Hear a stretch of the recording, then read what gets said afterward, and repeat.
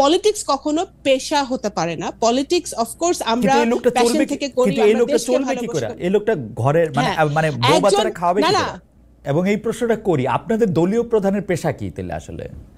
ওনার অবশ্যই আয়ের উৎস নিশ্চয়ই আছে, আমরা কেউ জানি না উনি কেন কিভাবে ওনারা বিএনপির আয় দেখতে পাচ্ছে 1 কোটি থেকে 5 কোটি বা 6 কোটি, কিন্তু আমরা দেখতে পাই কিন্তু বিএনপির মতো বড় দলের একটা বড় সভা, সেই সভাতেও কখনো কখনো এর চেয়ে বেশি টাকা খরচ হয় বলে কেউ কেউ আমাদের বলে থাকে। আপনি এটা ঠিকই বলেছেন, রাজনীতি এখন একটা ব্যয়বহুল ব্যাপার হয়ে দাঁড়িয়েছে। তার ফলে কি এখন শুধু আপনারা যারা বড় লোক আছেন তারাই শুধু রাজনীতি করবেন, আমরা রাজনীতিতে আসতে পারবো না?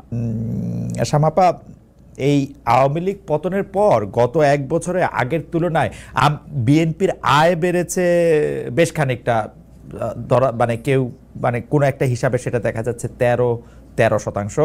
আপনার নিজের এবং দলের আয়, সবারই আয় এই হারে